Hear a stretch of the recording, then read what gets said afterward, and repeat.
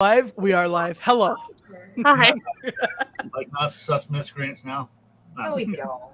We're Happy all full of Monday, everybody. Welcome to this week's Munch. We are discussing love languages and enhancing communication and connection in relationships. Yeah, I don't have two hands, so I'm glad you did it, Jen. Yeah, because it would look funny if you were just over here going like this. Yeah. hello. Oh, wait, we got comments. Okay, already. You guys slow your roll. Love and Craig. Hi, Hi, everybody. Love. Hi, Craig. How's everybody this week? Hope you're all well. So, Hello. it's Monday, and we all know what Monday is. It's the bullshit 2 hours we bullshit and educate you at the same time. I'm Mr. The host of the bullshit. That's it. He, him, asshole. He, him, asshole. Like, can that be my pronoun introduction from now on? Sure. I'm down for it.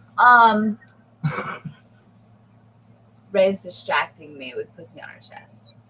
I'm Hi. sorry. Hello. I'm Jen, Juniper, the Juniper Jen, from thejuniperjen.com. That sounds great. I love that. Okay. So I make the cool floggers and stuff, and I am polyamorous, pansexual, Provocative. I really need another really goofy P word. I kind of wish I was like a Penis. I don't wish I was a penis. It's a good P word. Preposterous. I don't like being preposterous. I think of Daffy Duck when I hear preposterous. So do I. Carry on. That's me. That's I. And to my other side, The fucker of all offers. I'm Ray. I just said how to do this, and I can't brain. She, her. I typically talk about a lot of stuff to do with kids. I am a parent and youth advocate. My kiddo prefers that I say non-conforming youth advocate. I also prefer that for the record. Cool. Noted. yeah, nobody can Monday. We can't Monday Rebecca. Yeah, no, I can't Monday. I also do paintings, mostly spray paint stuff, and you can find them all online on my Facebook, Ray's Corner. And that's me. That's all right. Hi, me. Alice. Hi, I'm Alice. My pronouns are they, them. I'm pansexual. I'm polyamorous. I am transgender. I was AMAB. I am now agender, but transfemme. And I shitpost on Facebook, and I run a nonprofit that helps trans people get help in like gender affirming care in West Virginia specifically, and Ohio. And did you dye your hair? I did. It got dyed this past weekend on Saturday, and I'm so happy with how it's done. It looked really good. If any of y'all are in West Virginia at any point, I cannot recommend Simply Irresistible enough. I'll have to give them a look. Irresistible. Okay, you guys, we have a new face on here this evening. So we are missing a couple familiar faces, but we do have a new face who is super excited about this. Oh yeah, real quick before we get started. Alex, can you read that one? No, I will not continue. We have a new face here who's super excited about love languages and knows quite a bit about it. As a matter of fact, when we all met for the first time, when we talked about it, I think was when you were excited about the love languages topic. So this is the person that it is. Hi, I'm Brenna. I am polyamorous, bisexual. I have been in the lifestyle since I was 19. I've been polyamorous since I was 19. I'm about to turn 30 this year. That's crazy. And I'm friends of Jen and Mr. And we did a polyamorous talk together. I don't know how long ago. Either time ago, a time ago, about polyamory, and I talked probably too much about the love languages. I at one point wanted to teach a class about the love languages, a mini class, but not a full-fledged class. And I have read the book, which is a hard read, but good. You don't like God Dr. Chapman?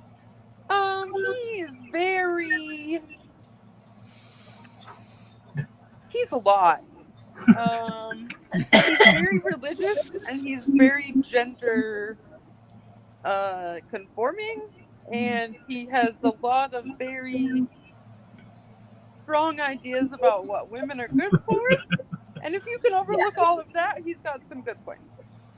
Right. It's kind of like we talked about last week on the after show with, take what you need from certain books. Mm-hmm. I'm glad you brought that point out in the very beginning of this, so everybody understands that we are clear that there's some fuckery, but we do want to talk about the cool things in the fuckery, right? I would say in all of those really cool books that you can only really take bits and parts from, but they're written by people that are questionable, buy them from thrift stores. They get no revenue from it. Mm-hmm. This is Just steal them or pirate them. I like that. Exactly. Pirating is the way. Mm-hmm. Yo ho, yo ho. Thrift stores support small businesses. And he's rewritten it like a million different times for different peoples. 5 different ones, but there is not one for women. No. There never will be. Not if he writes it. Women can't read. Come on.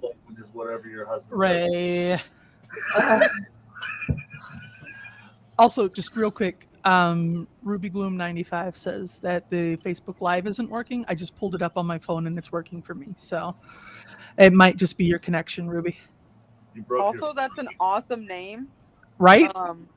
Because there's a show called Ruby Gloom, and if you have not seen it, it's a children's show, and it is kick-ass. Hell yeah. Okay. Also, 95 represent.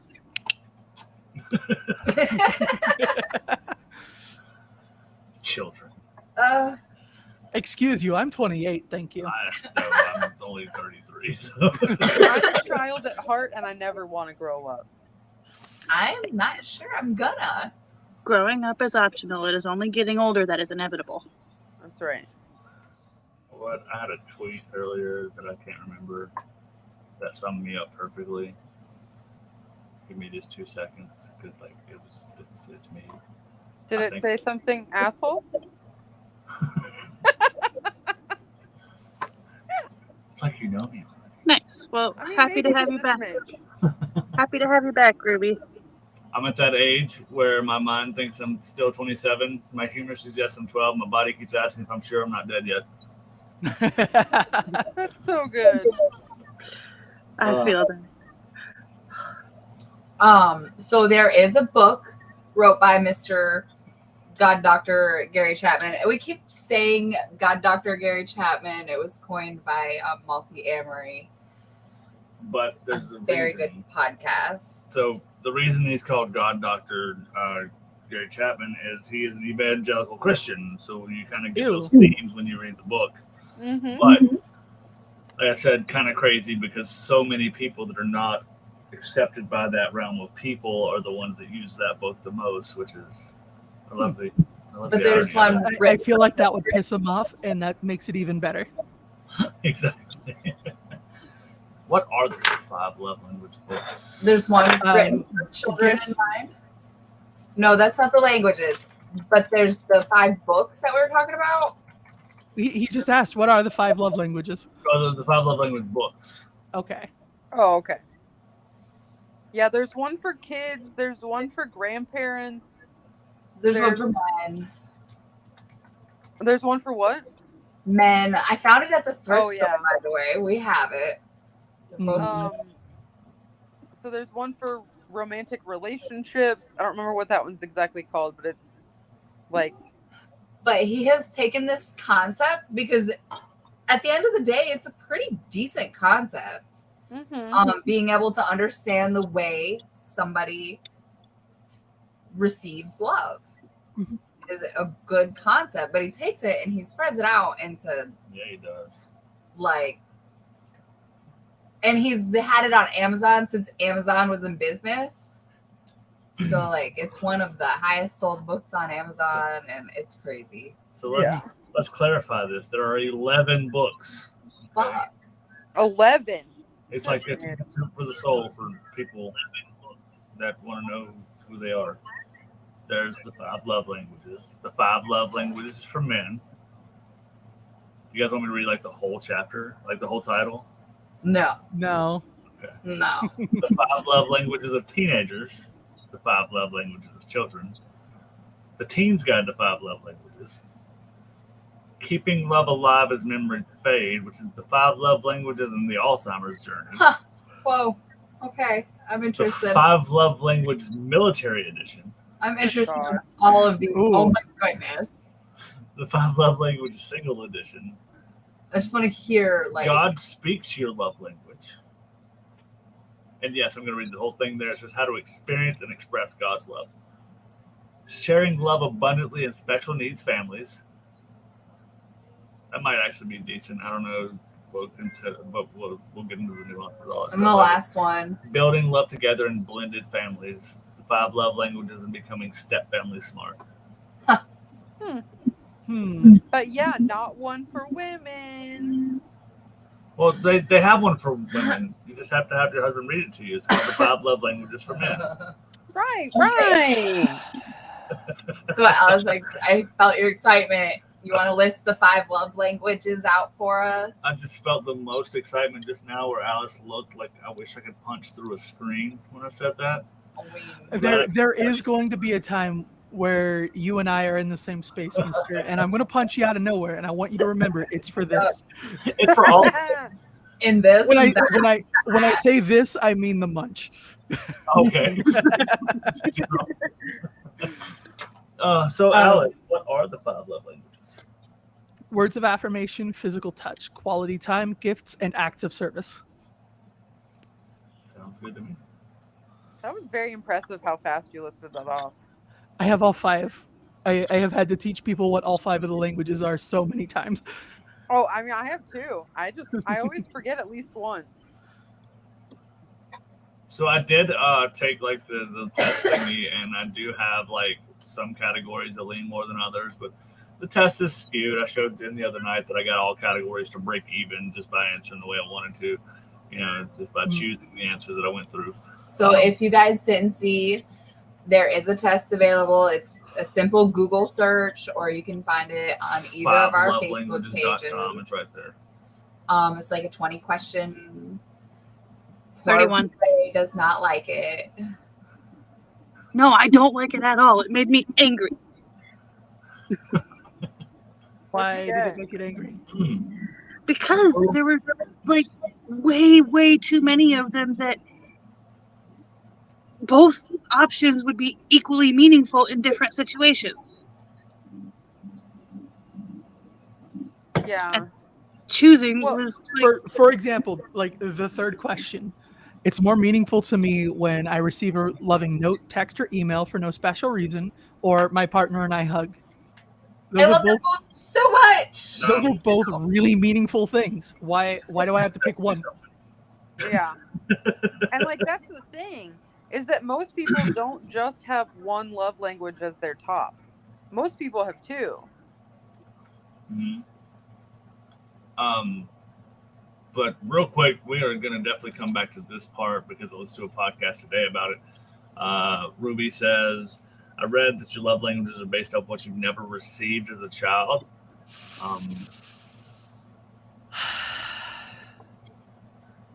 I don't like that theory. Well, that theory, though, has been presented in a couple different studies. I'm not saying it's wrong. I'm just saying I don't like it. Right, absolutely. I get it. Quality time is my top one.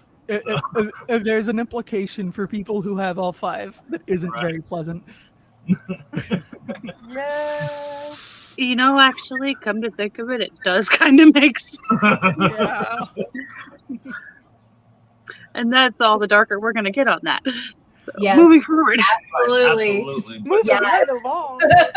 But there are some studies that correlate that show that it's possible. But Jen and I talked earlier when we were listening to that podcast that data can be skewed no matter how you look at it, because they did a study and it showed like men's top was physical touch, women's top was words of affirmation, and then they did a study on Hinge, the dating app specifically, and like it changed up like significant amounts of data. And like, what about trans people or non-binary people?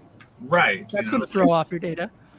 I think it, at the end of the day, is very individualized for what love language you're going to speak and what language you're going to receive as well. I mean, and I also feel like it depends on the partner of what language you prefer to receive. I feel like that definitely skewed my answers because I was taking it within mind of Mr. presenting gifts or notes or whatever, whether that be meaningful from him or not. But what if I had other partners in mind? That's where it gets too confusing. I just figured out how to win at polyamory. Speak all the love languages. You have to pick, Just you have now? to pick one of each love language. It's like the Infinity Stones. Oh, okay. Oh, yes.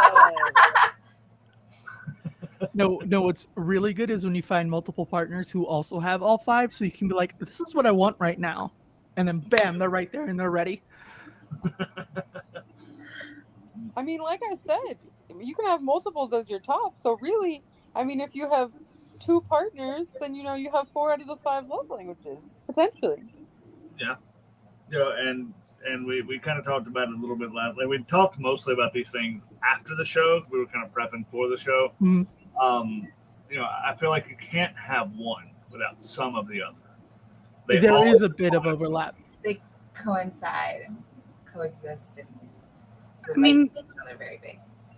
most things involving interactions between humans have coinciding things because humans are multi-layered creatures. They're like onions. Ogres are like onions. They make people cry. I love that movie. That was a trivia question tonight at the Compeer volunteer picnic thing. I got it wrong. I didn't know that was the first animated movie to win an Oscar. Oh yeah, no, Shrek won. Shrek set records. Like I remember that, but Snow White won the first Academy Award for animation. Mm-hmm. That's what I was thinking of. And they were like, "It's not a Disney movie," and I'm like, "What the fuck? What animation movies are not Disney? There's none that exist." This wasn't a multiple choice test? No, it was just trivia. Just general trivia. I had to write down the answer. We got it wrong. Terrible. But we still won in the end. I got a gift card to hand us. Okay, so you guys, what would be trivia be considered out of all the love languages? What would be playing trivia with a partner be considered? It could be quality time, or if that partner knows all the things for you, it could be acts of service. Mhm. Very Oh, good. yeah. I'm going to do my best to keep this much on topic tonight, you guys. Before we go too far down the rabbit hole, like we always do, so we talked about what the 5 love languages are, but we haven't talked about what they are. I think that's a So, good idea. what words of affirmation? Words of affirmation is positive feedback or praise or just an uplifting message. I.e., good Void. And the camera goes off. But absolutely, those little things you get here. So I went through and I got a list made of like conventional ways. Write a song about your partner. Dedicate a star to them. Oh, that's cute. What? And if you have a beautiful little polycule, you can dedicate all of the little stars to them and Make make your a own constellation. picture. A constellation, that's what they're called. Yes. A picture. Lav, shut the fuck up. There's also like poetry and stuff too. One of my partners recently wrote a moderately spicy poem about the two of us out in like the woods, Oh, and that nice. was really nice. Aw. That's so sweet. Aw. That's really sweet. I like this one that says have a custom poster made of a quote that they love. I want that one. I mean, it's kind of gift giving, but at the same time, if it's something that makes them feel, their daily affirmation or something, Yep. even though it's not you saying it to them, That's it something that reminds they them to would look at see that every day. every day. That's perfect because that's a perfect example of both. Mhm. Because like for somebody that is words of affirmation and gifts, it checks both of those boxes. Mm-hmm. It also can check the box of acts of service too, especially if it's handmade. I Oh, like yeah. this one. Hide encouraging notes in unexpected places they will find during their day. Asterisk, probably don't do that one if your partner's autistic. That would drive me insane. Just a little I love you note, post it like in your pants pocket already before you even put them on for you to find like later. I put on my pants and I'm going to go, what's crinkling? What the fuck? But then you find it, you're like, oh, it's wonderful. Yeah. So it's like, it's a roller I bet if it coaster. said good void, you would be like, oh. Why am I being bullied so hard? We're only 20 minutes into this. It's so hard. This is going to be a drinking game this time. Well, I'd be drunk. I think this one's pretty cool. This is kind of for your not to get into the nuance of the word, but for your nerdier people. Get a voice artist to record a personal message from their favorite character or celebrity. Like one of those, what the fuck do they call them? There's a whole app for that shit. No, I can't remember right now.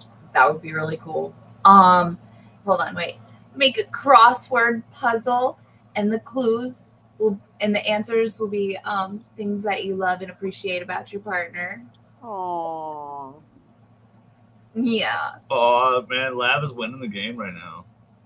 Made an origami heart for Alice. Origami hearts for the win. Said I love you, and I set it on a tray. So when they went to get breakfast in the morning, see that's acceptable, right? Like it's not hidden in your pants or your If socks. it's not hidden, like if it's out in the open, that's fine.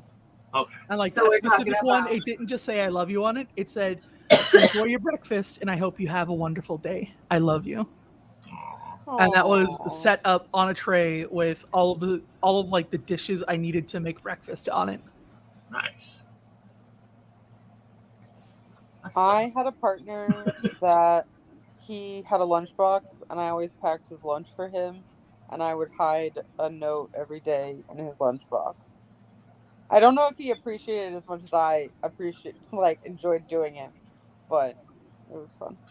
Uh-huh. You know what? I like that. Somewhere I have a note around here that says I love you and be safe. Back when I was doing my policing thing, but it was just a reminder every day to come home. It was just something I saw. It hung in my truck. Like that's where it stayed. Oh, He wrote it to himself. I don't know why. I didn't say who wrote it. I didn't say who wrote it. I just said Joking. So how about you? Any other examples of like words of affirmation, even if it's in traditional senses? How about the most OG one? I love you. Can I just say, in middle school, I got burned out on that because me and my girlfriend would sit there on the phone while I was playing video games, and like every 5 minutes, it was just "I love you," just because we had nothing to fucking talk about. I know that feeling, but as an adult who has other things to talk about, taking the time to make the effort to say I love you in a conversation is much nicer. Absolutely. Sorry, go ahead. As far as like another example of words of affirmation, I've been like before transition, I was a classically trained operatic tenor, and I've been working on getting back to that after transition and trying to figure out where my voice is landing. And like every time I'm practicing singing, like I've got a studio mic, direct monitor, the whole works to practice professionally. Oh, yeah. And every time I practice, like Lav shoots me a message that says, "I can hear your improvement. You sound better every day. I'm proud of you." Oh, yes. Aww. What you got, Ray? I forgot. I'm sorry. So another one, to when I come home and I notice like the kitchen is really something. Like I come up and I'm like, hey, the kitchen looks good. Thank you. It looks great. It's simple, but it means a lot to hear me say that. I'm not an observant person. I remembered what I was going to say. It wasn't to add to the words of affirmation, well, kind of, but it was a movie quote that anytime somebody says they're burnt out of the words "I love you," it reminds me of a quote from A Walk to Remember, where I can't remember exactly, but the one person says to the other person, well, what if we get to the point where saying "I love you" is just like saying cheese sandwich? And the other one goes, well, then I cheese sandwich you forever. That's cute, though. It is. And actually, that does relate. You can bring it back with like little inside comments that mean something just to you and your partner. Absolutely. Mm-hmm. Quality time. Quality time. See, I think this is like, to me, it's like the Affirmation most number 2. subjective. My quality time, she can play video games. I can sit right here on my phone and I am happy as fuck. That's quality time to me. We're just in each other's presence doing something we like and we're happy. Like once a week, Clara and I will all sit down and like we'll like decide leading up to that day what game we're going to play, and we'll sit down for a couple hours and we'll just play that game and just like fuck around in whatever game we're playing as our way to kind of spend time with each other, because Claire is in France, so the time zones make things hard, and having that consistent time every week is something to look forward to in the relationship.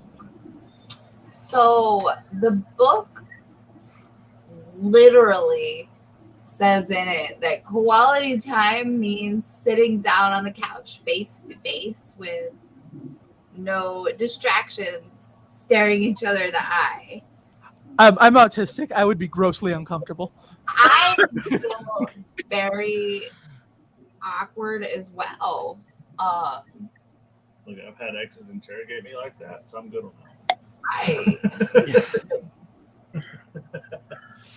that. You're muted, Brenna. Why can't I hear the? I see the lips are moving. Nope.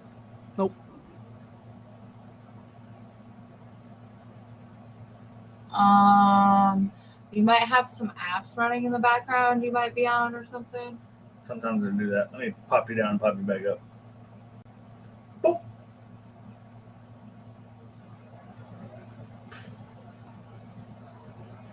Nope.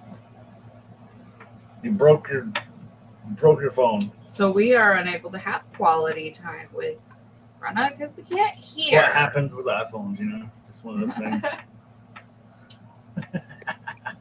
So I agree with what you said earlier, Mister, about quality time being the most subjective of them, because there's a lot of people that just sitting and staring into each other's eyes would be awkward as fuck. But I think it just boils down to spending time in whatever way you and your partner connect the most in. Like, if you like to be outdoors, sitting out in the front yard together can be quality time. If you like to do your own thing but be together, that can be quality time. It's whatever makes you feel connected with your partner, consistent over time. And that's like we talked about in the date night munch. That's where I disagree. Like, the movies are a bad idea, because if we're both huge Marvel fans and the newest Marvel movies coming out, we can sit there and not say a word for 2 hours and just be happy as can be and really bonding on that level. Even if it's like a first date, like we can be bonding non-verbally without even realizing it. Looking at each other like, oh, what's Brenna's still broken. Next? Oh, what the fudge? Okay, so do I kick you out and then? Okay, that's what she just said. She's gonna leave and come back. Go all the way out, come back. Okay. But I feel like I say quality time just depends on what you define as quality time. if it's going to the gym together, that's quality time. I mean, Like quality time for, like, say, me and Miss Jen. I could be sitting over there painting. She could be sitting over there making her floggers, and we would Yeah. both be encouraging each other, and that'd be quality time.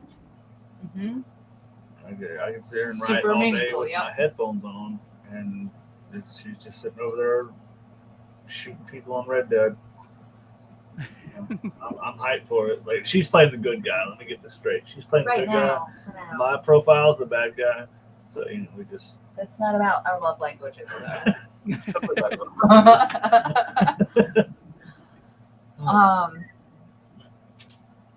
Volunteering together is kind of a quality time way you could always do that. That's very. If you both care about the same thing, or you care enough about your partner to do something that you may not enjoy, then it wraps up that acts of service in with the quality time. Liv and I do work for the nonprofit together all the time.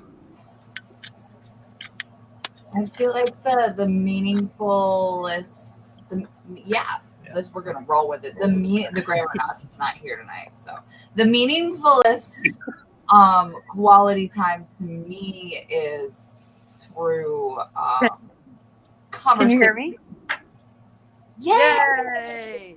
Brenna's here, but through conversation and getting to know someone. So that could honestly be like via right now on this thingamabob and text message, going out on dates and talking, and just that's my quality time, is the deep connection.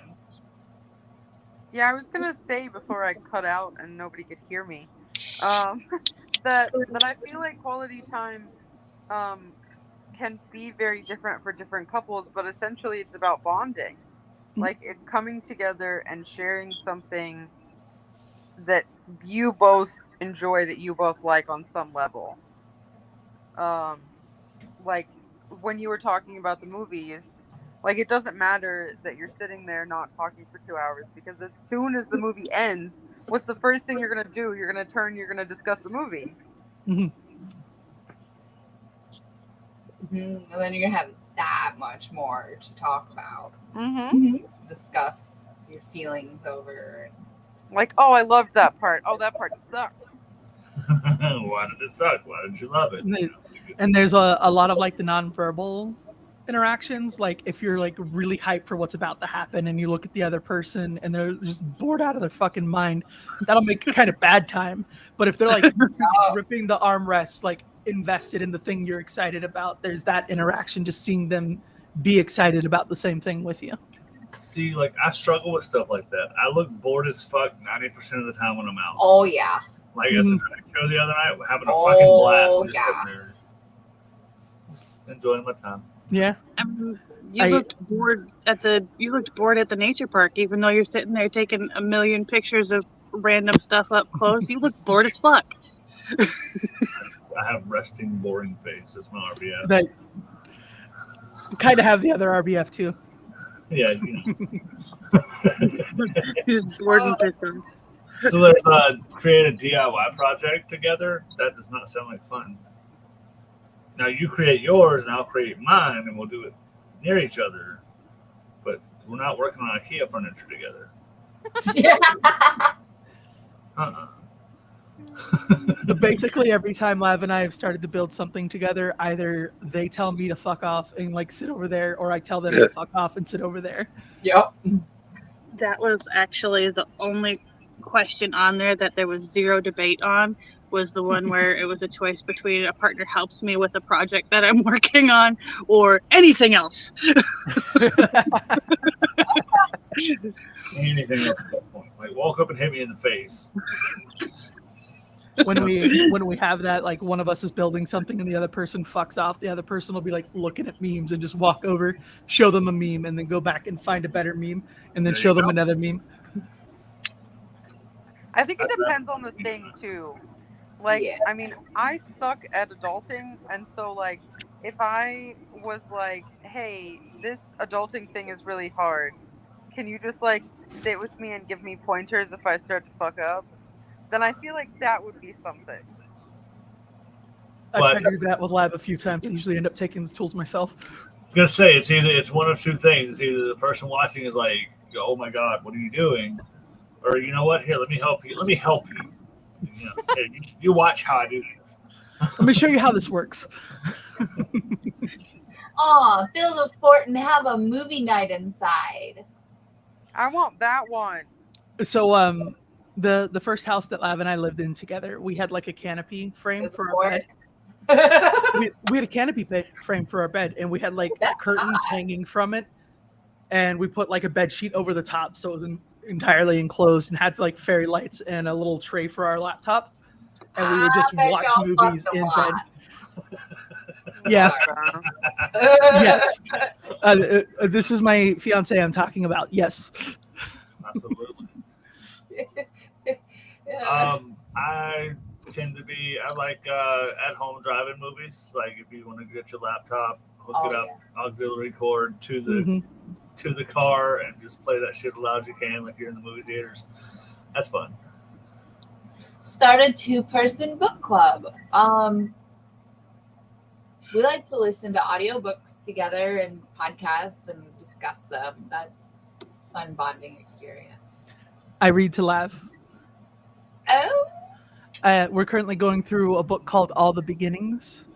oh. It's like a trans guy exploring his body after having had a couple kids. So, like, are you recording this and putting it on your OnlyFans? I hadn't considered that yet, but no, I'm not so far. You might could, yeah. That would be a thing. Yeah. Oh, yeah, for I'd sure. subscribe. I I'll listen to the stories. Okay. I had a girlfriend, and her and I, we weren't on the same book at the same time, but we were reading the same series. So we were talking about the characters. The series is called Breeze Submission, and it's a BDSM book, and I highly recommend it. It's great. And there's some very steamy scenes in some of these books. And so the guy that I was dating at the time, he would like look at my face, and my face would be all red, and he'd be like, "Go ahead, read me the scene." And he would make it seem like he didn't want it, but as soon as I was done, he was like, "Yeah, that was hot." I don't know how well you can see it on camera, but there's like my glasses are fogging up a little bit. Yeah. Fuck words. Yes, mister, that was why. Just want to make sure, we have to be on the same page there. So I specifically got this list to get some free ideas under the receiving gifts aspect. I feel like that's a really important thing to do. I mean, I know not all of us have like disposable incomes, and we don't always aren't able to go. Let's take a week vacation to a cabin and all that stuff. So Let me interrupt and make sure I steer your brains away from receiving gifts as being like a monetary thing. It's not about the value in currency. It's about the value in filling your love bank. Because if anybody read the book with us, they talk about your love bank in there and how other people fulfilling these love languages and speaking to you in these love languages help fill your love bank. So, yeah, just had to add that there. Oh, for sure. But I mean, at the same time, though, if the monetary value is a part of like your situation, Absolutely. then rock and roll with it. Mister, Right. that's what I had my hand up to say. Are we fucking agreeing for once? Shh, don't tell. But that is very true and significant as well. Ow! Oh, I like Rebecca's comment. The Ray, do you need a moment? Yeah, the self-made coupon books are fantastic. And Ray does need a moment. She's getting beat up by pussy. Has been most of the night. It's great. But this one actually, the first person I thought of was Ray. Was make homemade artwork for somebody. That's a write and give them a story featuring them as the main character. Depending on how that book goes, I guess. Write a story involving both of you. Sorry for disappearing for a second. I tried to pick up the kitten and it clawed my titty. Well, yeah. We do. Okay, cool. I wrote my girlfriend a poem that made her cry once. Aw. I didn't write it with the intention of making her cry. It was just it came. Just a bonus. It was just a bonus. Yeah, sure. Like, I mean, with the capabilities of Google Photos and all these photo apps and stuff, now you can make personal folders and share them directly to people, so you don't have to actually make like a scrapbook with all these memories and stuff like that. You can, which is awesome. Have at it, but now you can just do it digitally and have it done in like 2 hours. Yeah. I wasn't laughing at your poem. I was laughing at the comment. Oh. Yeah. That's a good one. One that would not be good for me to do is draw your partner. Good Would challenge. it would it be a stick figure? It would be worse than a stick figure. I believe in you. I don't. I do. This ain't the little engine that could, okay? It's a little engine that can't, no, it can't. I believe in you. Is that your Okay. homework for next week? Well, that's, Okay. So if you cannot draw portraits, another example would be some sort of abstract art that represents how you see your partner. Nope, 6 Or lines. 6 Good lines job. of canvas. or like a picture or portrait of something they enjoy. Right. Like I'm not super great at painting myself, but at one point in time I was painting like Starry Nights, which works really well for Lav because Lav loves space. Ooh, she says she's working on a spicy drawing. Oh, Yeah, they've been saying for a few months they're gonna draw me Oh, it's and going to be a tentacles, good one. and I'm not going to explain the rest of it because Wrong censorship. app. Yeah. I'm looking We'll forward just to it say- though. We'll just say spicy you. But I was also gonna say that like the gifts don't have to be expensive if they are like super personal or meaningful. Like even just for friends, like I have a friend who's obsessed with Stitch. And every time that I go anywhere and I see like a little Stitch plushie or a little Stitch whatever, I pick it up for them and I just Stitch is randomly give it to expensive. them. What the fuck are you talking about? That's Disney. No, Stitch is not that expensive. It's expensive, Mm-mm. little fucker. There may be different definitions of expensive going on here. Well, there also may be different locations in mind too. Like a lot of stuff Disney related might be expensive to some, but there's thrift stores, yard sales. Dollar Tree. My wonderful princess thinks that Dollar Tree is a little expensive sometimes. Well, I mean, some of the shit they have there. It depends on what you're buying. Like if I go to Walmart and I buy a composition notebook, I'll get like 180 pages for $2 or $3. If I go to Dollar Tree, I'm gonna have to buy like 6 30-page books to get the same thing. And then at that point, I'm paying like $7.50. So I do have some outrageous things on this list too. Yes. Are on the Walk of Fame. Wait, what? Everybody can do that, by the way. It's like $3,000. Like it's nothing. Goodness. You can buy them like land, like you can do those acres of the ocean and all that shit. Speaking of that one, Lav and I have a Lord and Lady ship Yeah, through Highland Titles. very nice. I was gonna say Very that. nice. Nice. We've got like 2 square feet, 1 square foot adjacent to the other in Scotland. Oh, that's cool. What, like, if you bought enough of it, could you own Scotland? Unfortunately, no, because they only have small regions of Scotland that company owns. But you could, in theory, buy an entire forest in Scotland Huh. if you had enough money. Very nice. Okay, keep that in mind. Right. Star map made of the night you met, or like your first date, or your first kiss, or all those fun things. You know, you get like your coordinates of the date, and then the date, and it'll coordinate the night sky with it, and they'll make like this huge poster for you. One of the things that Lav painted for me was like the constellation on the day we started dating, like the starry, like you can look up a map of the stars in a specific location on Earth at a certain time. That's cool. Yeah. To be fair, and now I know who this is. To be fair, everything's expensive in Australia. And everything will kill you. Right. Yep. Creative favorite things, gift basket. We were talking about the Dollar Tree already. All you gotta I do love is making ask gift somebody baskets. their favorite fucking color. Yep. And roll and spend like, well, let's be realistic. You're probably gonna spend like $30 at the Dollar Tree. Cause like you gotta get like trash bags and stuff while you're there.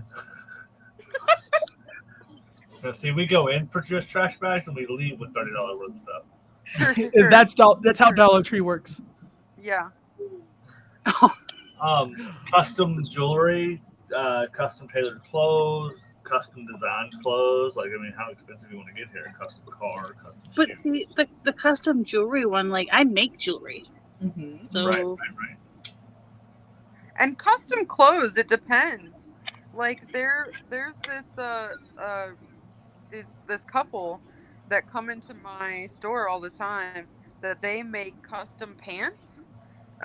So you can choose what artwork goes on each of the legs. So they have one that has one side is Stitch and the other side is Angel, and they sell them for like $30. Right. Oh, wow. Rocks, coins, and shiny things. Oh, yeah. If you have a crow for a partner, not just crows. And trash pandas. Mister, are you calling autistic people crows? Because those would work for me. Those would work for me. Are you Well, calling Ka, all bitch. neurodivergent people crows? well, True. to be fair, We do have very I think crows are super intelligent and wonderful creatures. So, yes, it's a compliment. Okay. I'll let you off the hook for now, Ka. A custom calendar with especially if you've been together for a year, that'd be a good anniversary gift for the naughty year. one. That's Like great. moments I like that you've one. been through the year, like just as the month or whatever. Oh, I got all naughty. You're like, Make a dirty calendar for your partner. You know, give them a free month of your OnlyFans. Just a free month. Then you have to pay after. That's right. To that same note, maybe include them in your OnlyFans content. Yeah, and then And still make them pay for it.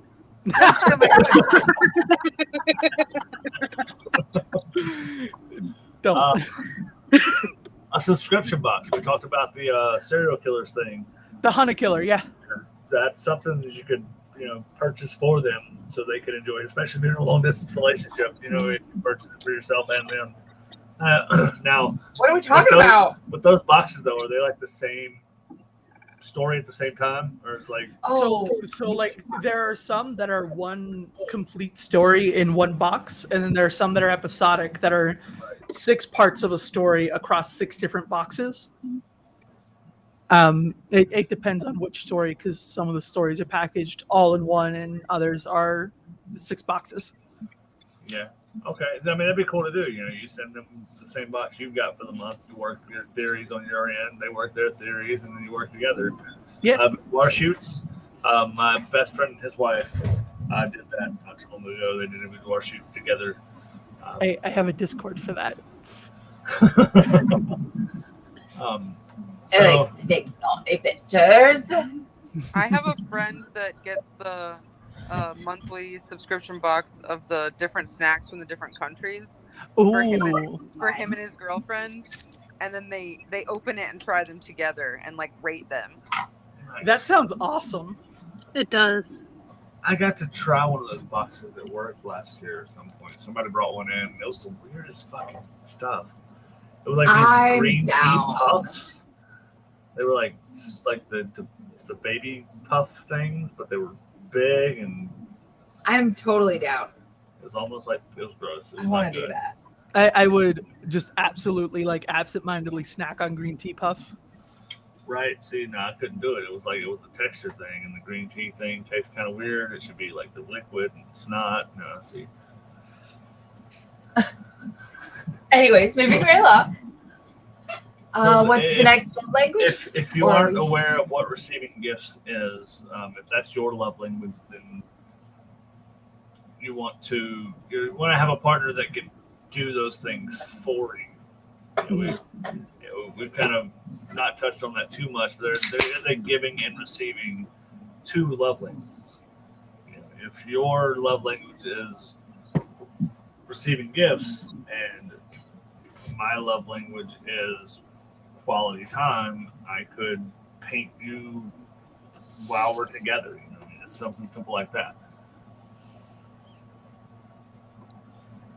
And your giving and receiving language could be the same, but most often you have a different love language that you give best versus what you receive best. We're going to disregard everything else Lav says, and we're just going to say that if Lav finds a frog, they almost always get it. There is one frog in frame, and I need you to understand that it is at the front of a pile of like 12 different plushies. And there's like even live frogs in there. It's beautiful. It's a good time. That's kind of awesome that you like frogs. I do. I adore frogs, cats, and pangolins. You know what? I'm like surprised them. you don't have like pet frogs. So because of all the shit I've got going on up here and talking to my psychiatrist and therapist about, I'm barely able to take care of myself. Oh. I don't want to be responsible for multiple animals, and I already have one pet. I have a snake, a ball python, and like that's enough responsibility for me. You should just get a possum. They're very low maintenance. I adore possums, but the second it hissed at me, I'd start hissing back and I'd die. They deal with it. They're just like, No, okay. no, I would be murdered by the possum if I started hissing back. Like the first night I had her, she got in a corner and I went to go pick her out and she hissed at me. I hissed back at her and just snatched her ass up. So I wasn't sure how it was going to go, but we just went with it. So the fourth love language that I have is acts of service. This is so although we my talk top about love language kinky stuff and stuff like that, it's this not week. necessarily stuff like that this week. This is like making a cup of coffee in the morning. Like I do that for her like every time that I happen to get out of bed first. So this is actually a love language Mr.'s very fucking fluent in. He is very, very good at, I will fucking sit up in the bed and start looking for something, and he'll want to know what the something is and want to be able to find it for me, even if he has to go all the way out to the fucking car and get it for me. That would be your acts of service. Mhm. So there you go, Alice. Now you got a reason to go to Australia.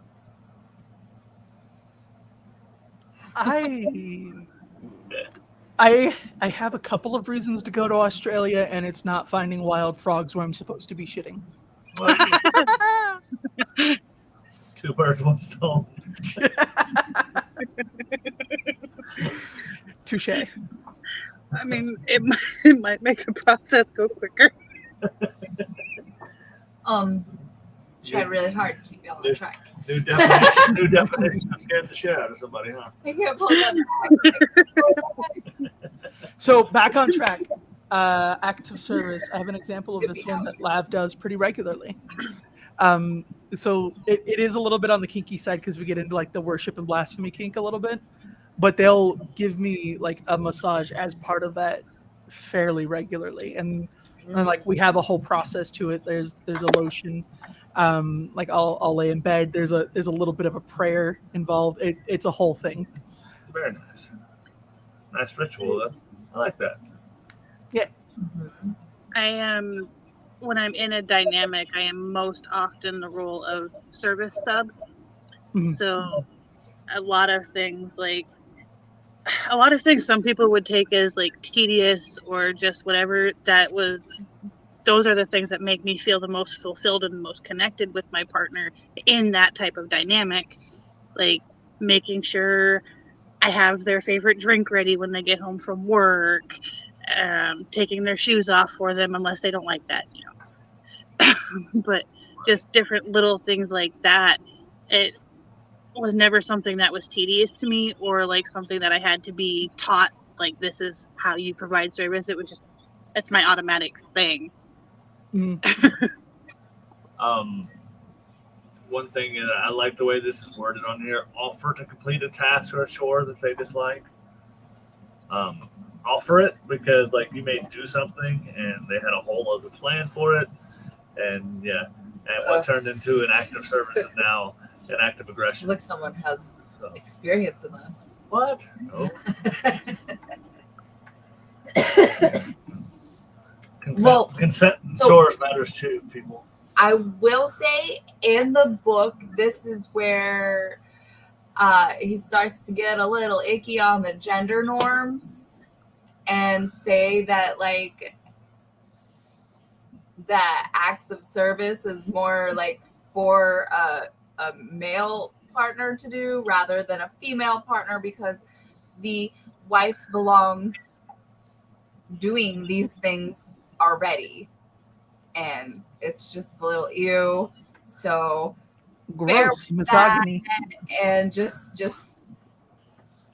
ew him with us, and then take the good things out of it, like other acts of service that you might enjoy or whatnot. After a man gets home from a long day of work and he does the dishes for you, that's an act of service. You should be appreciative. An act of service that I do somewhat regularly is when we have a special day, I'll make dinner and I'll prepare broccoli and I'll make usually New York strip steak, a very specific way. That's just our special occasion meal, and I'll make that from scratch for Lav and I.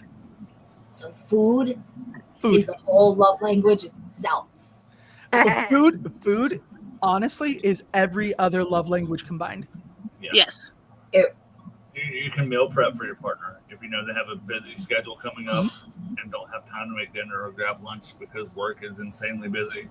They can grab something out of the freezer or the fridge and I can take it with them. Copy a love note on top of that and get that words of affirmation going on too. Bread is my love language. No, you don't understand how much bread Lav makes. They could open a bakery and they just give it to people and it's fucking delicious. So like a bread, it's a gift, it's an act of service. Making the bread together is quality time. Oh, I love it. Smacking their hand when they get in the way is physical touch. No, mister, that comes later when you're having the person feed you the bread. Oh, okay. Yeah, that too. No worries. I see that look, Ray. Some other acts of service. Oh, plan a surprise event or party with or for their friends and family or family. Depends on situations and stuff. Yeah. What's Ray up to over there? Pouting. No. Why? Keeping. Did I cut? Mm-mm. Okay. I didn't think I did. All right. I'm going to let y'all be. Let's see, much like Alice's face turns into the color of their headphones, Ray's face is starting to turn to the color of the straps there. The rest of them are like detail, like the car, do tasks for them, like I clean watch their the desk car. off. Yeah, clean the desk. I love I that like one. to clean Mr. Desk off. Like that desk right there looks clean only because I made it look clean before we started much. But like I practically live in sloth mode when I'm working, and like it'll get out of hand for like a day or two, and then I come in and the cleaning period just showed up, and I don't know. You know, I thank her because she gets the credit because the fairy's never here when I get here. So, Well, you're not supposed to thank the fae. That's a thing. is that a thing? Yes. If you thank the Fae, then you owe them, and you Yes. don't want to owe the Fae. So I should It's not say dangerous. any of you ever. I don't. I'm not the Fae. I just fuck the Fae.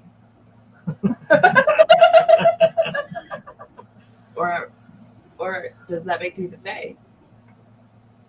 Hmm. The world will never know. Moving Not right. the whole world, but everyone who's not Mister, probably. So detail on the car, I do like so we do that as a quality time thing too. We'll go, if I'm picking her up or we've got something to do that night before I pick her up, I'll wash the car really good. Or right as we're getting ready to go out, I'll make sure I wash the car really good. But every now and then we have nothing to do that day, and we'll go by the car wash, get the nice fancy Supreme wash because we get cheat codes. And you get to see the pretty lights. And then we vacuum and do all that shit together, and we roll on about our day. I was going to mention the car wash. It's one of the things that like scratches my brain in a good way. So like if we're going downtown, Lav had a membership for a while to like an infinite number of times per month car wash. You just pay the subscription. So like every time we went off to get dinner, we went off and like got a car wash on the way to getting dinner, or like we got breakfast and then ate while we were going through the car wash. Love it. So, do we want to move on to the next one? Acts of service is pretty. Because it'd be cool to use the last half of Munch to talk about some newer aunts. Some nuance. Did you say newer nuance? aunts? It's a Love combination of the languages. words new and nuance. Neurons. Neurons. So the last is physical touch, and so real quick, physical touch. Most people immediately go to like sex. Well, that can be one, but more often than not, it's not. Wait. Sex is not the primary reason for the physical touch. Mhm. It can be. Lav made a comment 7 minutes ago that kind of fits under this one. That was 4 minutes ago. I don't know. The something that I love. Oh. Yeah. You were asking for Munch math. Munch math, don't math. Aww. But yeah, something to love is one. Forehead kisses. Yeah. Oh yeah, that one all day. Coffee, forehead kiss, has to. Like it'll get to the point where like if they're working on something, I'll just like walk into the room for like 10 seconds. I'll be like, "Hey, give me your forehead," and then I'll just walk away. Right. So fun fact about forehead kisses. Forehead kisses are it releases a bonding chemical inside your brain. Mhm. So forehead kisses make you bond to that person easier and faster. Interesting. It opens the portal between your brain. It is, however, important to talk to the person before you start, like with forehead smooches and shit. Like get consent to smooch them, Yeah. and specifically get consent to smooch that part of them. Like one of the people I'm dating doesn't like being kissed on the face anywhere that isn't the lips. So that person, you don't forehead smooch. Like grab their hand and smooch the hand or something. What kind of cheek kisses we talking there? No, just like legitimately, just like Oh, yeah? right on either side. They bottom so hard. Oh wow. Okay. So Back we've to got versus physical touch. hand holding. Doing that, the gym thing together, working out together, doing something gets you. One of my favorite things to do, like if my partner's working on something, randomly walking by and just a quick 2-second shoulder massage, things like that, just if you can tell they're tense, doing something to relax them. Lav does that sometimes, but I get compared to a cat because I'll make him stay and pet me until I'm done getting attention. Yeah, me too. Bite them so they know they're done. Or just get up and walk away. I was dating a guy that really had a very sensitive head, and he had long, beautiful hair, and so I would like go up behind him and like zhuzh the back of his head for like 2 seconds, and he would like instantly melt. I don't know what a shush is. Like, Like taking your hand and like running it up the back of someone's head, fingers through their hair. like this. I don't think I like that. You do though. See, Jen, I have the opposite reaction to that, and I can't elaborate somewhere that's not explicit. I'm picking up what you're putting down. I got the vibe that you're right there, Ray. Yeah, yeah. There's shedding going on. Organizing a surprise water balloon fight. How I would perfect is murder that? everybody involved. Just when If they I walk- show up and someone starts throwing balloons, I'm throwing hands next. I tell you what, though, there's a couple I've seen on TikTok several times. That's what they do. Like they set up elaborate ways to get each other with water balloons, and it's fucking hilarious. I mean, if it's a running thing, like it's a bit between two people, that's different. But like a surprise water balloon fight, I would murder people. Yeah, on TikTok, I think it was on TikTok. There was a couple that had like a Nerf war kind of thing going on, where like they would each like set each other up for like a Nerf fight. Like they would put a Nerf somewhere in the house with a note, "Come find me." My favorite one that I've seen, the guy got home and like walked in, and on the coat rack there was a note saying, "There's a Nerf gun hidden somewhere in the living room. Find it before I find you." See, now that, like... Ray, that I takes know, a lot. I know where you're going with that. No, you don't. I'm not predictable. if you do have like that, if you have that prey predator dynamic and play in your dynamic, that is a great way to do it. It is consensual. It's not necessarily Consensual, big thing. the freaky, like I'm gonna hunt you down and all that. Like it can be that way. It can be, I'm gonna come find you with a Nerf gun. Like, get your shit together. Let's go. Better hide. One that an ex-partner of mine did. I don't like halfway hugs. Like I don't like the one-armed hugs or like the hugs that are like 2 seconds and it's over. Mhm. And so like we would push ourselves to see how long we could like stand there hugging each other before it became awkward. I love that. See, I'm not a close proximity person like that. Like, she'll hug me, and I'm like, okay, cool. All right, go on. Go. Lav and I both are, so if we started doing that, we would stand there until it was time to go to bed. We could start at 6 a.m, wouldn't change anything. So the little I'm on the same page as you there. Yep. the little quiz Lav, I do like it, Chase. we all took kind of suggest a lot of PDA when they're referring to physical touch, which can skew our results across culture lines, and because PDA is unacceptable in a lot of places, and we're wide open in America. In places where it's less acceptable to kiss or hug someone, PDA can be something as simple as a hand brush. Mm-hmm. Yeah. And then America is just wide open in all situations. Some people can't show that they are themselves in public, and that fucking sucks. Yep. But I also feel like this is another area that it's hard if you take it directly from the book, the book's meaning of physical touch versus what physical touch means to each specific person, because that one and also acts of service can be very personal for the people. They're not as cut and dry as the other ones. Right. Mm-hmm. And with physical touch, especially if you're out in public, what that meaningful touch is depends on the people involved. Before transition, I used to be dress pants, dress shirt, t-shirt under it, cuff sleeves, the whole 9 yards. And I had necks who would just walk around with their finger through a belt loop, and that was their intimate touch. Very nice. I thought of a thing that would fit both acts of service and words of affirmation. Of course, with consent, but advocating for your partner in an area where they aren't being heard and they would like to be.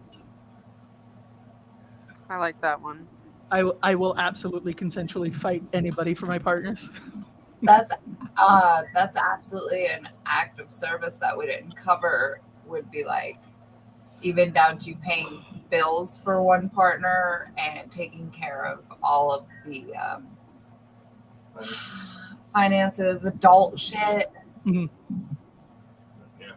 like if you run into a situation where like someone's misgendering your partner, just correcting them on the pronouns or the gender terms would also be a pretty potent act of service. Oh yeah. I'm down to correct people. Like it used to be in the most nicest way possible. You know, the first time the nice way. Correct them with physical touch. Damn right.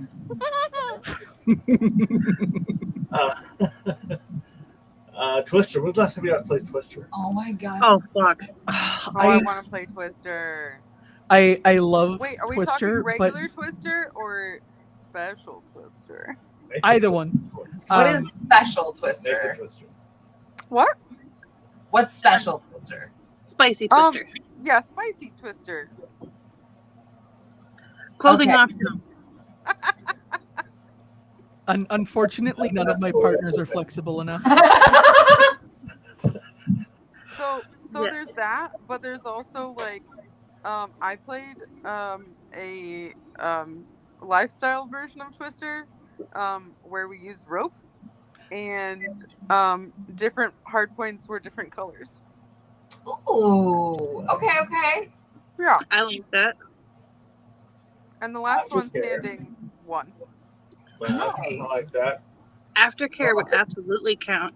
Aftercare could fit any of the above, depending on what your aftercare needs are, and that's really what most aftercare is all about: is reestablishing the love and the boundaries and the connection. Somebody else, Steve, says I want to play Twister. What's fun? I don't think I have the capability to play Twister anymore. I would try to play Twister, and it would end up on another episode of something or other led me to the ER. So that wraps up all of the 5 love languages that were depicted in this particular Gary Dude's book. Does anybody have any questions or any input to add about these 5? Because we have a few newer ones to discuss and bring to the table that you all might really like. As with most of the things that we suggest or talk about on here, expressing love languages is as diverse as humans are. No two people are going to be exactly the same, and that's beautiful. Yes, very good. Speaking of diverse love languages, I do want to mention for a moment that there is a set of neurodivergent love languages that's pretty commonly shared around. Yeah? I've got them pulled up here. Info dumping. If any of you have seen me start talking and not shut up about something, you know what I'm talking about. Yes. There's this thing called penguin pebbling, which is finding small, easy to obtain things that are interesting to you that you want to share with someone. That can be like you went on a walk and you found a cool rock and you're like, hey, this rock looks cool. I want you to have it.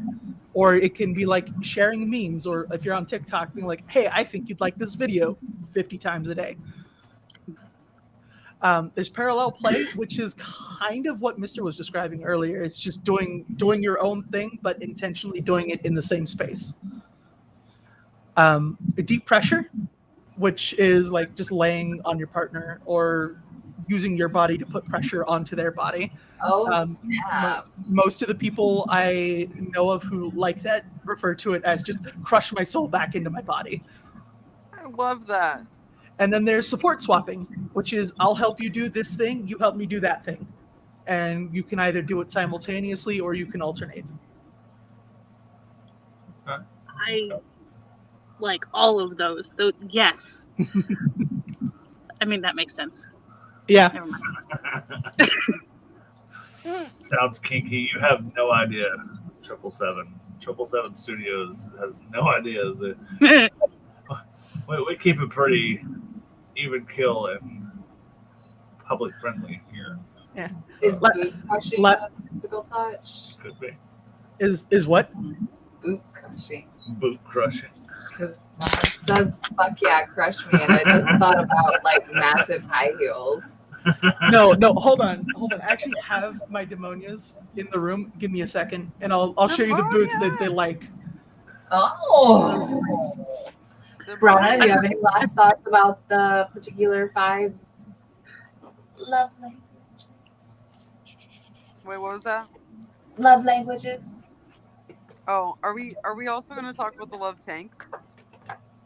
We So should. I like talked about it like once. You should I want those totally. boots. You want to tank us? Oh my boots. Oh my goodness.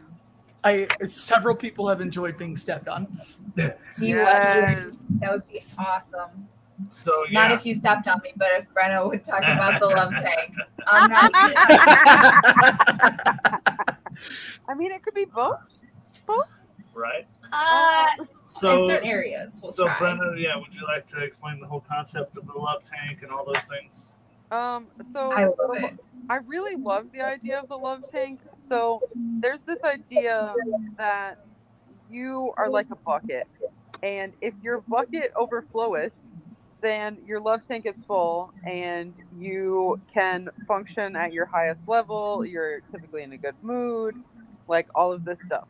But if your bucket has just like a few drops in it, or it's empty, then your love tank is empty, and you are not Hi, capable Gehenna. of being a rational, functioning person, because you have no love in your love tank, and so like little things that would probably not set you off if your love tank was full, are like huge, massive inconveniences because you have no love in your love tank.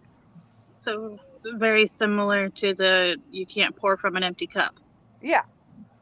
Or the spoons theory. Mm-hmm. Or spoons. Spoons to work with. Can I just point out the joy in my heart that right now Alice is absolutely outnumbered? I'm always outnumbered. That's the downside to polyamory. But now you're like same room outnumbered. I'm trying so hard to behave and not join in on the outnumbering. Yes, please. I mean, what? Continue. 3-1 odds. So, Mister, do you have any last thoughts? I don't have any thoughts. Man, I wish I could have your brain. Oh I man, have it's too many so thoughts. empty in here. It's nice, like having like the perfect place for real estate. When it comes to the book and reading these books and all that, there have been revisions through the years. Remember that this was originally written in 1980, like sometime in the 1980s. So its concepts are still okay. The source materials are not. You can look at the love language. Okay, here's what you need to take away from it. Open it, look at the chapters. This is the 5 love languages. Cool, that's what they are. Now figure out what those mean. And The another quizzes. source. There's also like taking into consideration none of these are new concepts. As long as humans have been humans, humans have expressed love for other humans. Now the ideologies of how the correct way to do this, yes, are very outdated in a lot of these books, but the basic concepts are timeless.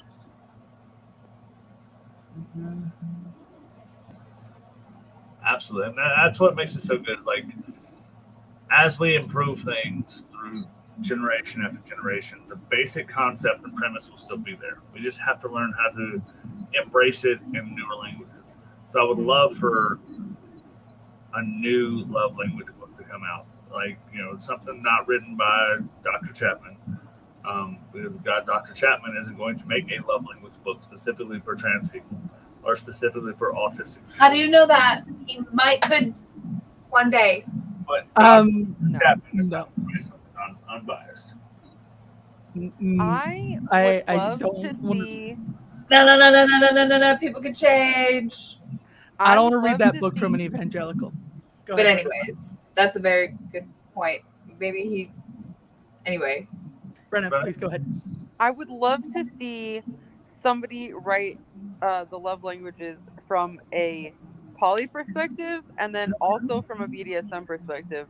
I know there's a lot of overlap, but it's also very distinctive of the two. Like, it would be so good to look at it from both individual perspectives. What about one person who is very much into both? I mean, then there would be a lot of crossover. But Okay. I mean, the more books, the merrier, right? Then spanking is a love language. Yes. So There are some other love languages that we can't say on here. Well, I think this is fantastic. We know I'm a big fan of my AI. So I got to throw in the 5 love languages. If anybody wants to run with this, please do. The 5 love languages for BDSM.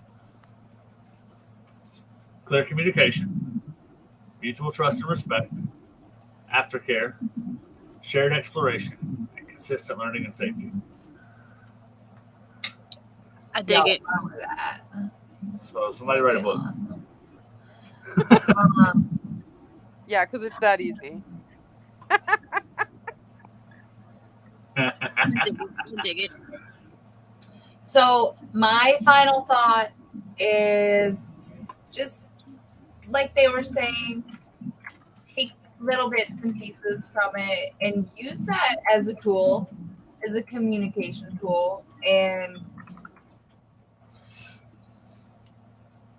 enjoy your life. Love your people the way you love your people. It will change and be fluid throughout your life because we are humans and we change. And when you get old, your acts of service is going to skyrocket because you're going to appreciate somebody Change doing your things for you like that a lot more. Go ahead, Allison. I would like to amend that to love people the way that they love and find people who love you the way you love. Okay. If Take that. If- So I have. Go ahead, Brenna. I was gonna say that if you are in a relationship with someone and you can give them love the way that they need it or want it, but they can't give the love language back to you, you may not be compatible. You need to find somebody that you can give and receive those loves fluidly. I also want to add on to that a little bit. You can get fulfillment of those love languages in ways that are platonic as well as romantic. So like if you have someone that you really care about, but like they don't like doing this one thing you want to do, you can just have that dynamic with a friend and be like, if you got a person who doesn't like spending money on people and you want someone to buy you things, just go find a friend and buy each other things, right? Your romantic partner or partners are not the only way to fill your love tank. Yeah. It can be with any human interaction. Anarchy. So I'm going to say something controversial. No. Mr. would never. We have a brand. Listen, you went almost an hour and a half. I'm proud of you. What you got? But I want you to understand it's only controversial because of the way it's going to come out before I explain it. The 5 love languages is one of the left political spectrum people's, the left's Atlas Shrugged or 1984s.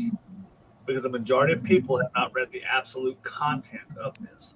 If they did, they wouldn't probably jump on board with it so much. They realize how much misogyny is in it, how much of it is Christian-based, and all those things. They do what I said. They open it, they skim it, like these are the 5 languages. Cool, I'm going to learn. That one sounds like it's me. Let's figure this shit out. And they take a cool quiz online. But most people, we're not included in this, obviously. Because, with the sample size, it doesn't apply. But most people haven't read the content of it, but just the talking points. That's okay, because the concept of it, at the end of the day, is super fucking valid. Now to clarify, I don't mean it's like the Holy Trinity, all that shit that the more extreme books, like I mentioned, are. It's just something that a lot of people, like non-monogamous, stuff like that, just kind of skim over just to get the general concepts, take what they need, and roll. Good, Alice. Let's see that look. That look was, I had a thought and I waited so long, it's squirrel brain. It'll come back in a minute. All right, so we're going to get the 5 love languages for polyamory on this one. Transparent communication, Yeah. equal consideration, Yeah. time management, Oh, supportive autonomy, and shared experiences. very nice. Mr. Send that list to me. I'll get writing. Hell yeah. Put it in the doohickey. In the doohickey. So we just got first. Group thingy do. Fuck. Group spit on it. Okay, everybody spit on the doohickey for Ray. But love languages are just that. It's a language, and everybody can be fluent in multiple languages. They can have just a little bit of knowledge in some. They could not have any concept of one at all. According to the test, my physical touch love language is 3%. But I do like physical touch. So, these tests are what you take from them.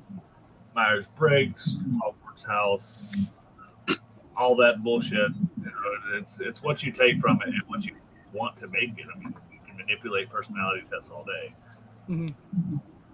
So only you know how you feel.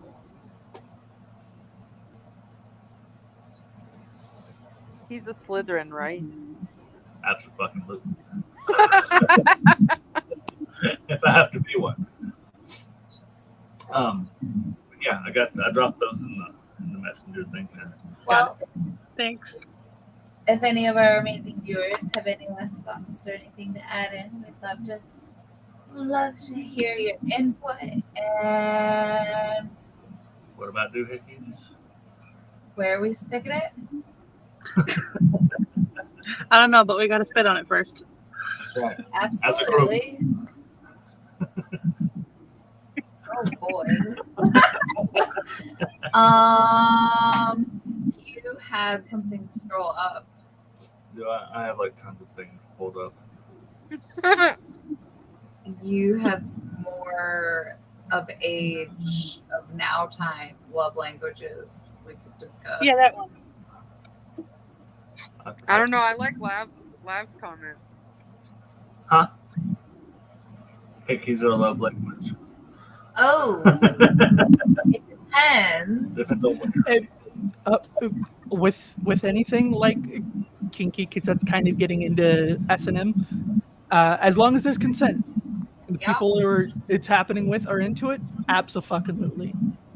Yes, marks are a thing, but yes, consent thing too. I can't fucking word. Ray, we understand your bottom. somebody spit on the doohickey and now Ray can't think. So, 5 more modern love languages we could talk about.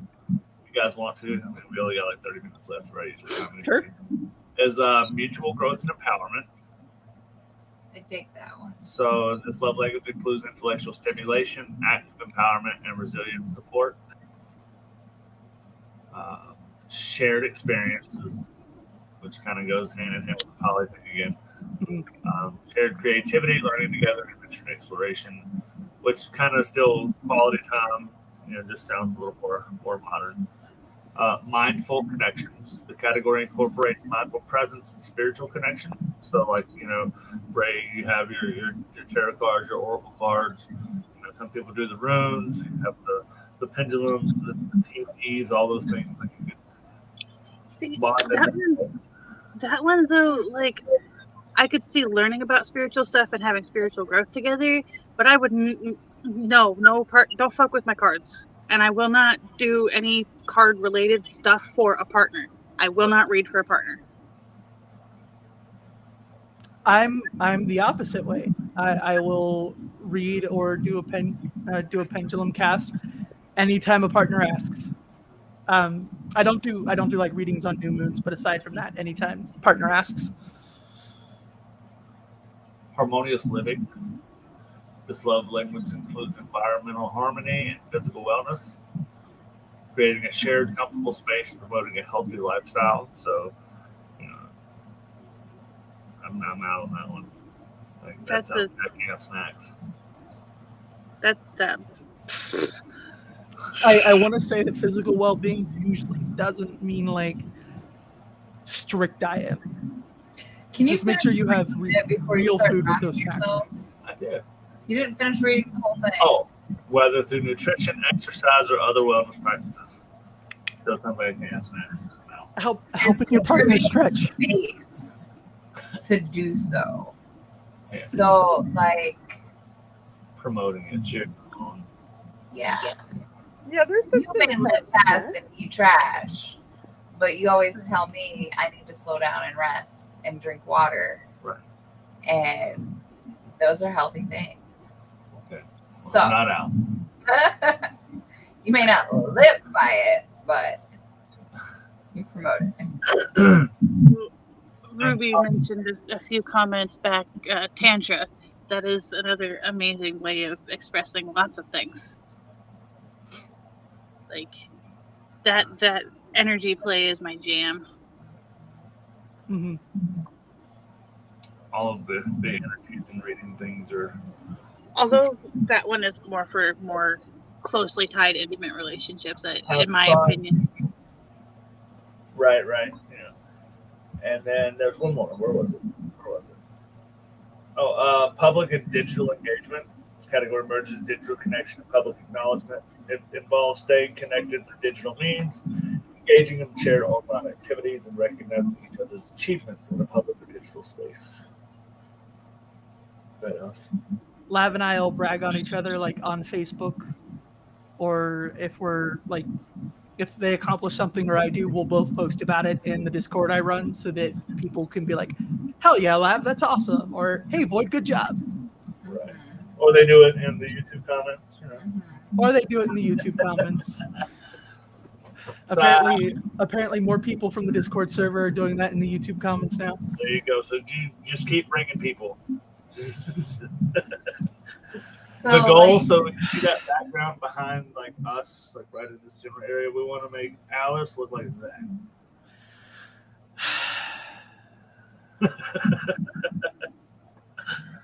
In a good way. Yes, it is, Rebecca.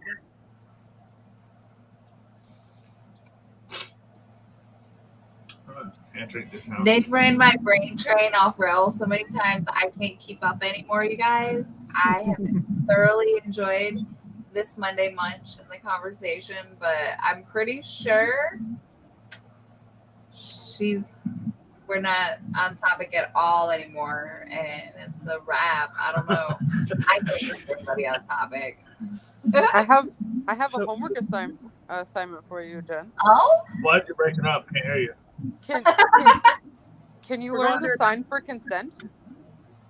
Can I what? Learn the sign for consent? Absolutely. I want to learn that sign. What? Look it up on Isn't the that something side. though? Look it up right here. We'll do it right now. You know how homework is. You got to do it now or you'll never do it at all. I never did it anyway. I know. Yeah, I mean, I still don't have that paper.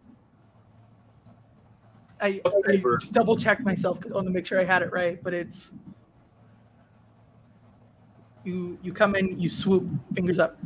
Ooh. Like I can throw a link in the chat. What figures? Show me the figures. Swoop, fingers up. I'll throw a link in the chat for you. Private one. Yeah. I looked it up in the dictionary thingy. Alice is correct.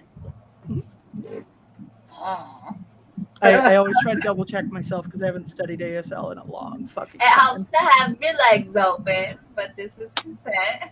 There you go.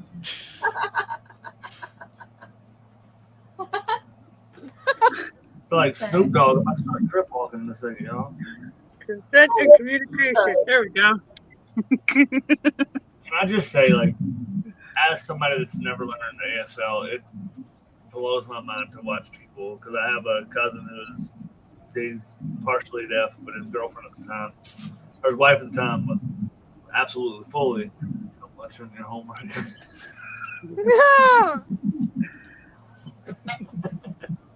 Do your homework. Don't munch on your homework. Never mind. We're not going to get into kinky teacher scenes. Let's keep going.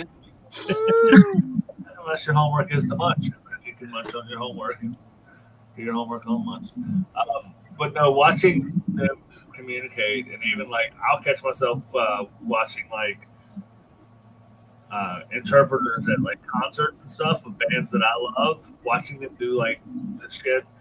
I mean, don't get me wrong, some of it is fucking hilarious to watch, not because like it's hilarious to watch people sign, but watching someone sign the song Wet Ass Pussy is phenomenal. Like, I mean, she does it so fluidly. I'm like, damn, you made that look like sexy and cool at the same time. It's just one of my favorite things to see at like a public event is a sign language interpreter. And it blows my mind, like if you're watching like stand up where people talk really fast, or if you're like actually like at a concert where there's rap in the music, you'll just see them like firing off hand signs, and it's phenomenal to watch. So I'm gonna pull up this YouTube platform. Yeah, like a fucking nine. I tried to mute, but I wasn't fast enough. Arr. So instead, I ended up leaning in real close to the mic. I used to work at Universal, and it was really cool.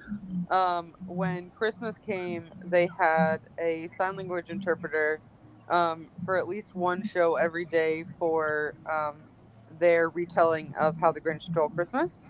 Oh, yeah? And it was great because they had actually built in a moment in the show where the Grinch interacts with the sign language interpreter, where it's like, oh, he's signing what I'm saying. And it was grand. It was great. So one of my favorite, I love ventriloquists. So, and first one always comes to people's mind, like Jeff Dunham and Peanut, and they have this whole skit where he talks about how they had an interpreter, and he'd fucking do something with his mouth, he wouldn't say anything, and so he's like, the people are like looking like, fuck, you're not telling us the fucking joke, like let's get on with it. It's fucking hilarious. To interact with your people like that is great. To make you're able to make a group of people a part of the joke, not the joke, but they are a part of the joke, and they get to enjoy it as well. So it's good, it's fun stuff. But if you guys ever get a chance, check out Rap God by Eminem being signed at a Firefly Music Festival. And like that song at the time, he set the record for the most words rapped in like a certain amount of time or whatever. And the interpreter never misses a beat. I don't know, maybe I don't know if they missed a beat or not, but from what I'm watching, like it just looks like I think they do words. Huh? Not beats.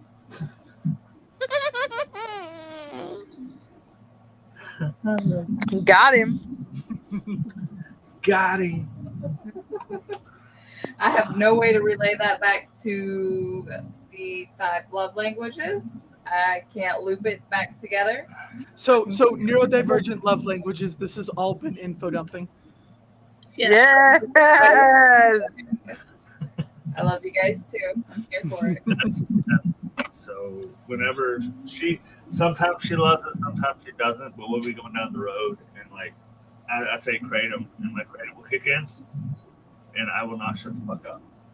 Sometimes it's great, and we have really cool brainstorming sessions. And sometimes I'm just talking about whatever the fuck's on my mind, and it's nothing.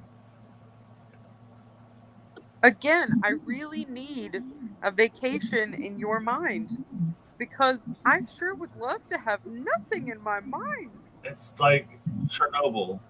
You may say it's nothing, but to me, So it's a lot. So as someone who was recently diagnosed with ADHD, the nothing up here is actually thoughts moving so fast you can't see them. There's so much in there that it looks like it's empty. I makes sense. So you guys, my eyes personally don't go fucking back there. I cannot see shit. That is something neat about her. So when we say, like, if I were to tell everybody to close your eyes and imagine like an elephant, we all can. She cannot. Start, Her but brain like, can't visually draw it when she has her eyes closed. I feel so sad for her because I can imagine But some if- weird shit there. But if your eyes are open and he says, imagine an elephant. like, You see an elephant in the table. like I can't fucking Is it? see elephants, but It's not. I know So elephants. it's like your brain isn't giving like an image. It's just giving you like the description of what an elephant is. Right? I don't know how to explain it. Is your imagination blocked? It feels like I have auditory no examples. idea. But like I know what an elephant looks like. But it's not like I can see a fucking elephant. Ooh, I want to do that. And I would like to see Wait, the comment, not the elephant.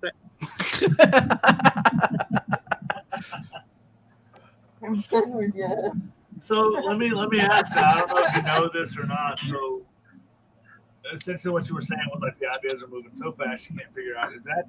That's all like Adderall does, right? It slows the thoughts down enough so you can interact with them. Depends on the person you talk to. It either slows the thoughts down enough or it speeds up you understanding the thoughts. So either it brings the thoughts to your level or takes you to the thought level. Yeah. All right, your friend there is gonna get me in trouble. Wow.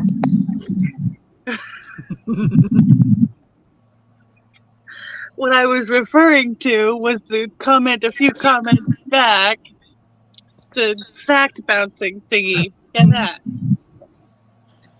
That's like half of my dates with Clara. We'll be like, hey, we're going to do this today. But before that, here's this thing I want to talk about. And then we'll just bounce back and forth for 2 hours. Yeah, I smell bullshit. Okay, we do a lot of things on Munch, but we do not ever lie to each other. Okay? Yeah.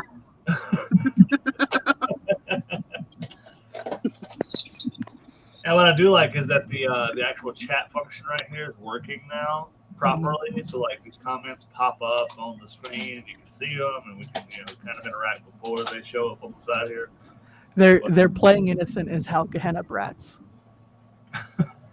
Oh, what? I didn't do it. It's all an act. Mhm.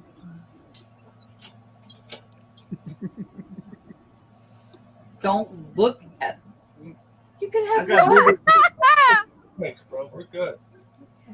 We're good. I got zebra cakes. You can have my last 2 brownies. Because there was like 60 of those brownies in there yesterday, and like when I sent you off to work, I had a glass of milk in all of them.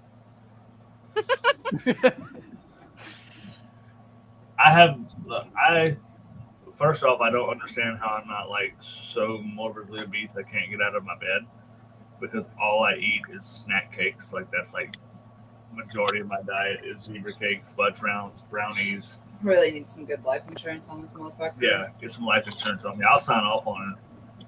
Saying Red Bull snack cakes, like that's like my diet. But yeah. Okay. So, Do we have any closing doohickeys? Fuck it. closing Doohickeys. I think I the think wikis close are my more for opening than closing. You gotta Yeah. start first as a group. So, Um, hell, I don't know. I'll give it a start. Any closing thoughts? It's kind of like we wrapped things up earlier. What else? Go ahead. I remembered the squirrel brain thought from earlier. You were talking about how people haven't read like the 5 love languages.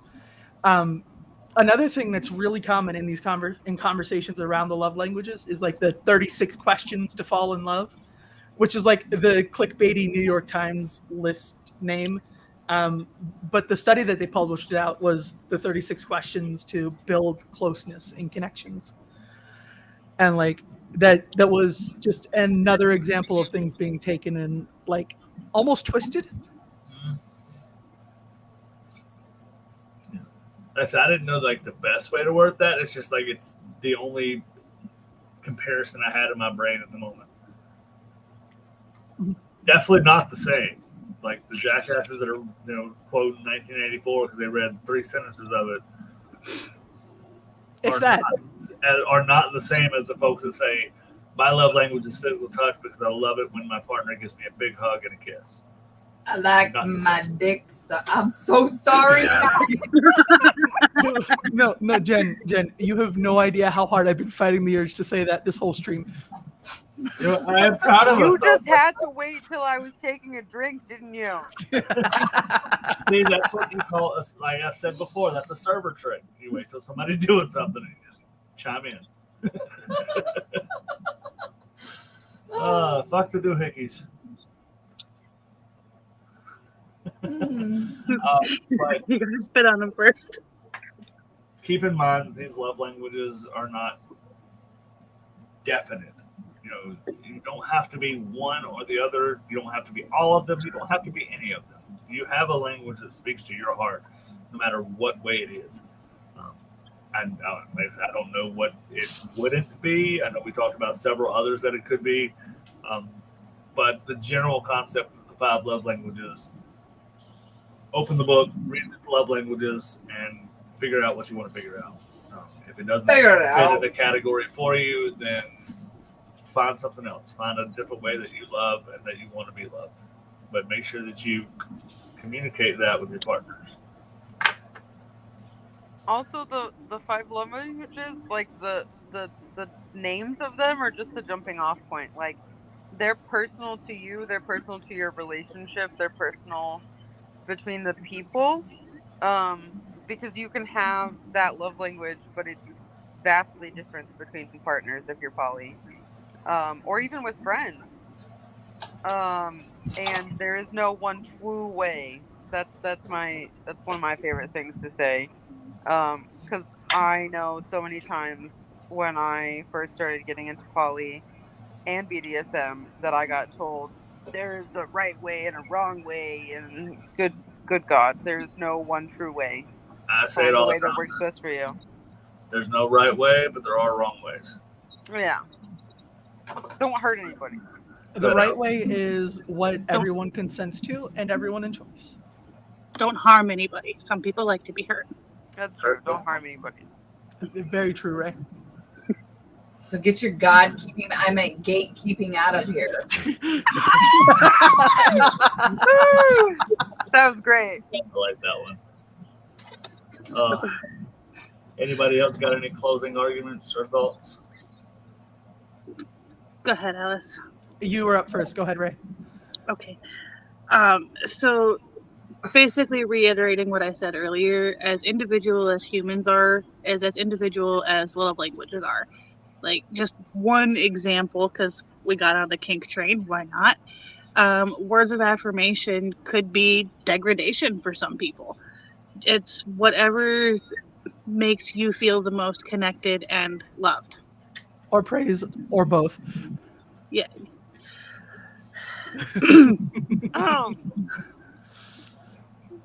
Learn what makes your heart sing and your pennies wet. I'm getting sleepy, so the filter has gone away. I think that should be your catchphrase, Jen. Okay. Everybody gets a catchphrase. Well, fuck, what would my catchphrase be at this point? No, that's loud. What was the catchphrase I gave you last week, mister? Oh, I don't remember now. I don't either. I'm very fucking catchy. Ray, drop it in chat. What's wrong with you two?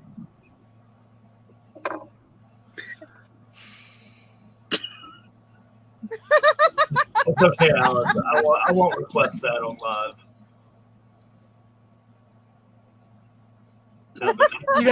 You gotta pay for that on live. Aw. Right? You have that thing. Bruh. I don't say bruh that much, thank you. I also don't say I don't say that. I'll just look at someone who's flirting with me and go, I got a bed. Can we all agree though that bruh is a gender neutral term? No. Not bro, bruh. No. What?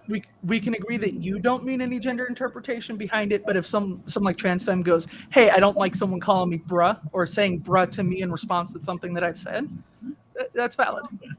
That's valid. Thank you. Very good. Oh boy. Yes. I fucking hate it. Don't fucking call me bruh. I'll get on like a. Because so Right. does it count for me? Right, I'm not saying that on And live. it fucking counts for me. It counts for me. But now you know why the evil laugh. Show you, bro, and I'll dick slam you. Like I'll say bruh pretty regularly, but like I don't bruh at people. Right. No, I'm not like saying like to somebody. Like I'll just be talking like, it's like it's a part of the sentence. Bruh! It would be No! like the last time I said bruh, I like the vitamins that are on the shelf right here. I accidentally knocked those down behind the light, and I was like, bruh. Right. That's fine. That's fine. But like saying bruh to somebody is My favorite thing, I still to this day do it. I don't even stop myself anymore, catch myself. But I'll say oi. And I Oi. started doing this when I worked at a summer camp. I couldn't cuss in front of the small children. And so every time that I would want to cuss, I would replace it by saying oi. And all of the little girls would run around mimicking me, saying oi. Nobody had a fucking clue that I wanted to cuss. And now I just find myself saying oi. Here, I thought you were gonna be like, I spent the whole summer with this girl, and it was her favorite word, and it just impacted No, me. you're like, I wanted to cuss little kids out. And I couldn't. No, yeah, I wanted to cuss those little kids because I had the teeny tiny ones, and they can be infuriating sometimes. But it was also hella cute because at the end of the week, their favorite thing to do for like the talent show was to like mimic their camp counselors and things. And so there would inevitably always be a little girl that would take my sunglasses, put them on the top of her head to act like me, and go around the stage saying, oi. that's honestly really cute though. That is. I love that. But Mr. Bad Advice of the Day, you can cuss around little kids, and when they say it out loud, you've never heard that word before, you've never said it before a day in your life. I don't know why. God. Just cuss around little kids anyway because they're going to hear it. Pretending bad words don't exist doesn't help little kids learn how to use them appropriately.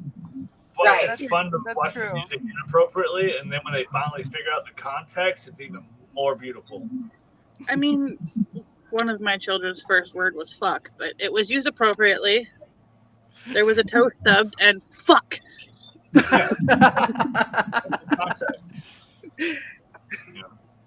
Like I don't know. I've never had that personal thought of like as a parent. You know, my son he'll say shit in the back seat like I don't hear him, and whatever. As long as you're not cussing me or somebody that you should have a little respect Right. for and respect you, I'm good. So I always ask him not to do it in public. My kids know time and place, and they know the only time they're allowed to cuss at somebody is if we're playing cards. I'll save that for after a lunch. Okay. But anybody else got some closing thoughts they want to share? Those are two of my accomplishments this week. I learned how to play poker and blackjack. Score. I'm fucking. Woot I woot. wish I was 23. I'm 32. Woo! We'll be dyslexic. I'm 23 years old and I just learned how to play.